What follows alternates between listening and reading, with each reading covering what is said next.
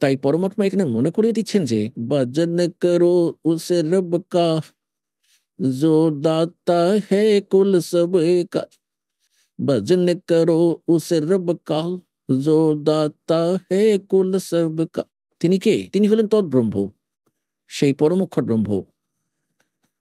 পরমাত্মার যে সংজ্ঞা আজ আপনাদেরকে শোনালাম, এখনো পর্যন্ত সেই সংজ্ঞাই সম্পূর্ণ হলো। ভজন করো উস রব কা जो दाता है कुल सबका। সর্বকুলের দাতা উনি কে? গীতার অধ্যায় নম্বর 7 শ্লোক নম্বর 12 থেকে 15 পর্যন্ত গীতা জ্ঞানদাতা বলেছেন, যারা তিনগুণের উপাসনা করে থাকেন, রজগুণ ব্রহ্মা, শতগুণ বিষ্ণু, তমগুণ শিবের, যাদের জ্ঞান হরণ করা হয়েছে, এনাদের ছাড়া কাউকে শোনার জন্য প্রস্তুত নয়। তাদের বিষয়ে অনেক কিছু বলেছে, এর মধ্যে তাদের প্রত্যাখ্যান করেছে এবং বলেছে এরা তো আমার ভক্তিও করে না। নিজের ভক্তির বিষয়ে গীতা জ্ঞানদাতা শ্রীকৃষ্ণের মধ্যে এই খরপুরুষ বলেছেন 21 ব্রহ্মাণ্ডের স্বামী প্রভু সাহেব। ইনি বলেন আমার ভক্তিও 4 প্রকারের করে, অর্থার্থী, আর্থ, জিজ্ঞাসু আর জ্ঞানী। জ্ঞানীকে ছাড়া বাকি 3 জনকে রিজেক্ট করে দিয়েছেন, কারণ এদের কাছেও মুক্তির পথ নেই। জ্ঞানীরা যদিও বা ভালো আত্মা, পরমাত্মার জন্য ঘর বাড়িও ছেড়ে দিয়েছে। এরা বুঝতে পেরে গেছে যে অন্য উপাসনা করা উচিত নয়, কেবল ব্রহ্মকে ছেড়ে। যেমন তাদের জ্ঞান হয়েছে একটি ভগবানের ভক্তিতেই মুক্তি হবে, সেই ভগবান তারা ব্রহ্মকে মনে করে নিয়েছে। ঋষিদেরও কোনো জ্ঞান ছিল না, কারণ তারা সদ্গুরুকে পায়নি। गुरु बिन काऊ न पाया ज्ञान ना जो तो था दूसरे बोर्ड के साना। गुरु बिन वेद पढ़े तो प्राणी और समझे न सार रहे জ্ঞান। তাই গীতা জ্ঞানদাতা বলছে যে এই মহাপুরুষ যারা জ্ঞানী, তারা যদিও উদার, আমার মতে বা আমার বিচারে তারা তো অবশ্যই ভালো আত্মা, কিন্তু এদের তত্ত্বদর্শী সন্ত না মেলার কারণে এরা আমার অন্তর্গত অনুত্তম গতিতে স্থির রয়েছে। এদেরও জন্ম মৃত্যু সমাপ্ত হওয়া সম্ভব নয়, কারণ গীতা জ্ঞানদাতা স্বয়ং বলছেন যে গীতা অধ্যায় নম্বর 2 শ্লোক নম্বর 12-তে, গীতা অধ্যায় নম্বর 4 শ্লোক নম্বর 5 এবং 9-তে, গীতা অধ্যায় নম্বর 10 শ্লোক নম্বর 2-তে, হে অর্জুন, তোর এবং আমার অনেক জন্ম হয়েছে, তুই জানিস না কিন্তু আমি জানি। আর নিজের মন্ত্রের বিষয় বলছেন অষ্টম অধ্যায় 13তম শ্লোকে, ओम इति एक अक्षरम ब्रह्म विवरण मामनु संप्रज्ञा प्रियाति तदन्तेहम स्याति परमापतिम।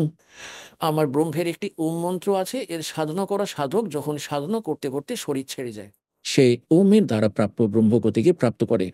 যা ব্রহ্ম সাধনা, সে ব্রহ্মলোকে যায়। গীতা অধ্যায় নম্বর 8 শ্লোক নম্বর 16-তে বলা হয়েছে, ব্রহ্মলোক পর্যন্ত ভি, ব্রহ্মলোকে চলে যায় যারা, তারা পুনরাবৃত্তিতে পড়ে, জন্ম মৃত্যুর মধ্যেই পড়ে। তাই গীতার অধ্যায় নম্বর 18 শ্লোক নম্বর 62-তে, গীতার অধ্যায় নম্বর 15 শ্লোক নম্বর 4-এ বলা হয়েছে, তত্ত্বদর্শী সন্ত পাওয়ার পর পরমেশ্বরের এই পরম পদের খোঁজ করা উচিত, যেখানে যাওয়ার পর সাধক পুনরায় ওই সংসারে আর কখনোই ফিরে আসতে চায় না। আর অর্জুন, তুই সর্বভাবে ওই পরমেশ্বর স্মরণে যা, যেখানে ওনার কৃপায় তুই পরম শান্তি ও সনাতন পরম ধাম প্রাপ্ত করবি। 15 নম্বর অধ্যায়ে 4 নম্বর শ্লোকে বলেছে যে তত্ত্বজ্ঞান, তত্ত্বদর্শী সন্তের কাছ থেকে তত্ত্বজ্ঞান প্রাপ্ত করার পর পরমেশ্বর ওই পরম পদের খোঁজ করা উচিত না, যেখানে যাওয়ার পর সাধক আর কখনোই এই সংসারে ফিরে আসে না। এবং যে পরমেশ্বর সর্বব্রহ্মাণ্ড রচনা করেছেন, যিনি সর্বকুলের মালিক, যিনি সবার মালিক, বদন করো উসের বদা जो दाता है कुल सबका। গীতা অধ্যায় নম্বর 15 শ্লোক নম্বর 16 এবং 17-তে 3 পুরুষের কথা বলা হয়েছে, খরপুরুষ, অক্ষর পুরুষ, তৃতীয় হলেন পরমক্ষর ব্রহ্ম বা পরমক্ষর পুরুষ। ওনার বিষয়ে বলা হয়েছে, ये लोग तेरे अविश्य विपरीत अवैश्वर उत्तम पुरुषत्व अन्य परमात्मा उदारते।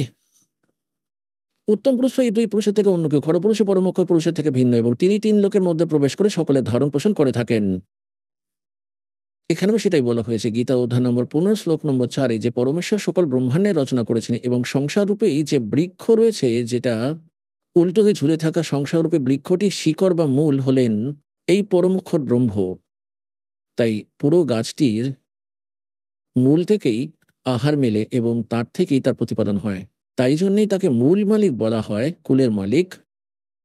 বদন করো উস রবদা जो दाता है कुल सबदा, তিনি হলেন সবার দাতা। তো শিকড় থেকেই পুরো বৃক্ষের আহার প্রাপ্ত হয়। তাই ওই মূল মালিকের দ্বারাই এখানকার সবার পালন পোষণ হচ্ছে, পরমাত্মার দ্বারাই। এখন যে প্রসঙ্গটি চলছে তাতেই ফিরে আসি যে যে পরমেশ্বর সর্বব্রহ্মাণ্ড রচনা করেছেন, অর্থাৎ সংসার রূপে বৃক্ষে প্রবৃত্তি যার দ্বারা বিস্তার প্রাপ্তি হয়েছে, কেবল তারই ভক্তি করতে থাকো। সে নিজের ভক্তি করতেও না করে দিয়েছে, কেবল ওনারই ভক্তি করো। অষ্টম অধ্যায়ের প্রথম শ্লোকের উত্তরে বলছেন যে উনি হচ্ছেন পরম অক্ষর ব্রহ্ম। তৃতীয় মন্ত্রে বলেছে অষ্টম অধ্যায়তেই যে তিনি হলেন পরম অক্ষর ব্রহ্ম, যাকে জানার পর আবার সপ্তম অধ্যায়ের 29তম শ্লোকে বলেছেন যে সেই তত্ত্বব্রহ্মকে জানার পর প্রাণী কেবল জড় ও মরণ থেকে, বৃদ্ধ অবস্থার দুঃখ থেকে এবং মরণ মানে মৃত্যুর দুঃখ থেকে মুক্তি পাওয়ার চেষ্টা করতে থাকে। তো এখানে গীতা জ্ঞানদাতা অষ্টম অধ্যায়ের 5 ও 7 মন্ত্রে নিজের ভক্তি করার বিষয়ে বলেছেন যে আমার ভক্তি কর, তাহলে আমাকেই প্রাপ্ত হবি, কিন্তু যুদ্ধ করতে হবে। এই জন্য যুদ্ধ করতে হবে, না হলে শান্তি প্রাপ্ত হবে না। তাই অষ্টম অধ্যায়ের 8, 9 এবং 10 শ্লোকে বলেছে যে ওই পরমক্ষর ব্রহ্মের ভক্তি করলে, সচিদানন্দ ঘন ব্রহ্মের ভক্তি করলে তাহলে তাকেই প্রাপ্ত হবি, আর তারপর তোর আর কখনো জন্ম মৃত্যু হবে না। তো পুণ্য আত্মারা, এতক্ষণ যে প্রসঙ্গটি চলছিল তা হলো সে পরমাত্মা। পরমাত্মার সংজ্ঞা আপনারা জানলেন, আপনাদের জ্ঞান হলো। আজ সবার শুরুতে দাস বাণী পরমাত্মার বিষয়ে বলেছিল, আগে গয়ে না বাবড়ে रहते भी सब जाही, बिन साहेब की बंदगी कहीं ठोर ठोकर नहीं। যারা চলে গিয়েছেন তারা তো আমাদেরকে কিছু জানায়নি যে তারপর তাদের সাথে কি ঘটেছিল, কোথায় গেল, পশু হলো, পাখি হলো, স্বর্গে গেল, নরকে গেল। रहते भी सब जा, বাকি যারা রয়েছেন তারাও এইভাবেই চলে যাবেন। বিন সাহেব কি বন্দগি কে ঠোর ঠিকানা। সাহেব মানে পরমাত্মার, সত্য পুরুষের। আবার সাহেবের অর্থ ভগবান, আল্লাহ, খুদা, রব, স্বামী, মালিক। কিন্তু কোন মালিকের, কোন রবের, কোন সাহেবের ভক্তি করবেন তা আপনাদেরকে বলে দেওয়া হয়ে গেছে।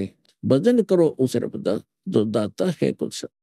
কুলের সবার দাতা কে তা ব্যাখ্যা করা হয়ে গেল।